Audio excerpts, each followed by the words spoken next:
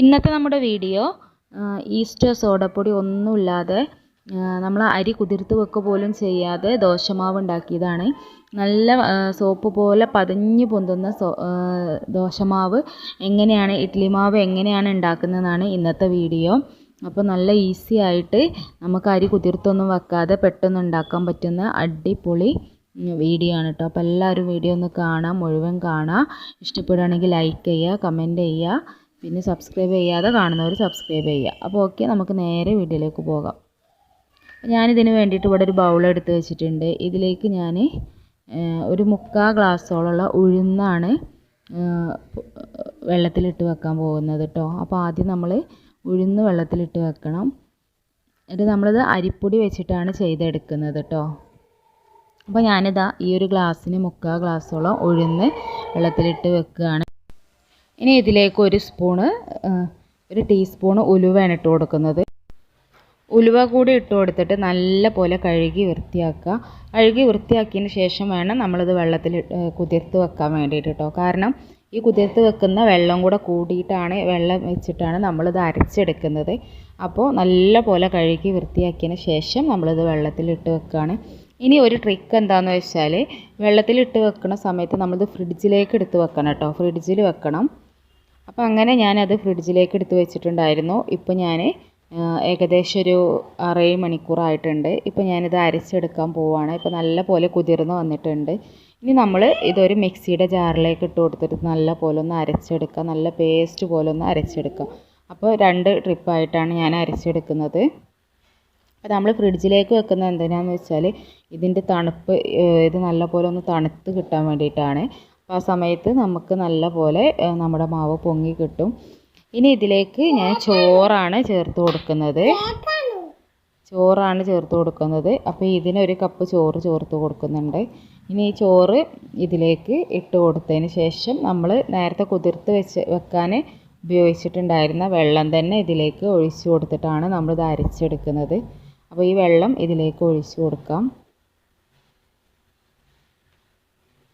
അപ്പോൾ ഈ വെള്ളം തന്നെ നമ്മൾ അരച്ചെടുക്കാൻ യൂസ് ചെയ്യുമ്പോൾ നമുക്കിത് നല്ല പോലെ പൊങ്ങി കിട്ടാൻ സഹായിക്കും. പിന്നെ ഇത് നല്ല പോലെ പേസ്റ്റ് പോലെ നമുക്കൊന്ന് അരച്ചെടുക്കാം. അപ്പോൾ ഞാനിതാ ഇത് നല്ല പോലെ അരച്ചെടുത്തിട്ടുണ്ട്. ഇനി നമുക്കിതൊരു ബൗളിലേക്ക് മാറ്റാം. ഇനി ഇതേപോലെ തന്നെ ബാക്കിയുള്ളതും കൂടെ നമുക്കൊന്ന് അരച്ചെടുക്കാം. അപ്പോൾ അരിയൊന്നും കുതിർത്ത് വെച്ചിട്ടില്ല എന്ന് വിചാരിച്ചിട്ട് നമുക്ക് ഇഡ്ലി മാവ്, ദോശമാവൊന്നും ഉണ്ടാക്കാതിരിക്കണ്ട. നമുക്ക് ഇതുപോലെ ഉഴുന്ന് വെള്ളത്തിലിട്ട് വെച്ചതുണ്ടെങ്കിൽ നമുക്ക് പെട്ടെന്ന് അരിപ്പൊടി വെച്ചിട്ട് തന്നെ ഈ ഒരു മാവ് ഉണ്ടാക്കിയെടുക്കാം. അപ്പോൾ ബാക്കിയും കൂടെ ഞാനൊന്ന് അരച്ചെടുക്കട്ടെ കേട്ടോ. അങ്ങനെ നമ്മുടെ ഉഴുന്നൊക്കെ അരച്ചെടുത്തിട്ടുണ്ട്.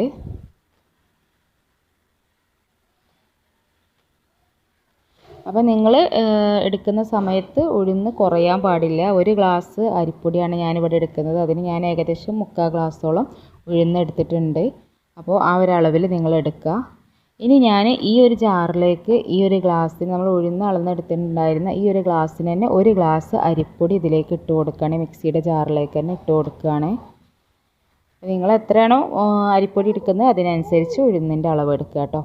ഇനി ഇതിലേക്ക് നമ്മൾ വെള്ളം ഒഴിച്ച് കൊടുത്തിട്ട് നല്ല പോലെ ഒന്ന് ലൂസാക്കി എടുക്കണത്. കാരണം നമ്മൾ ഇങ്ങനെ തന്നെ അടിച്ചിട്ടുണ്ടെങ്കിൽ നമ്മുടെ മിക്സിയുടെ ആ ഒരു ബ്ലേഡിന് കംപ്ലൈൻ്റ് ആവും.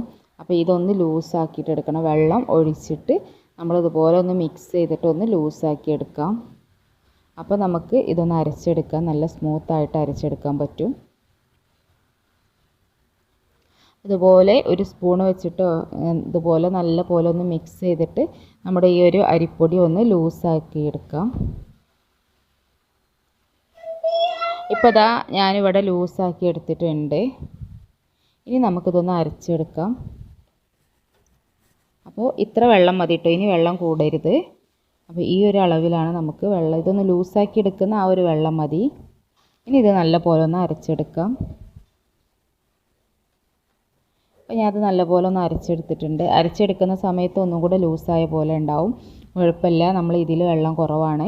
ഇനി ഇത് നല്ലപോലെ ഇതിലേക്ക് ഈ ഒരു ഉഴുന്ന് അരച്ച് വെച്ചിട്ടുള്ള ഈ ഒരു മാവിലേക്ക് ഇത് ഒഴിച്ചു കൊടുക്കാം.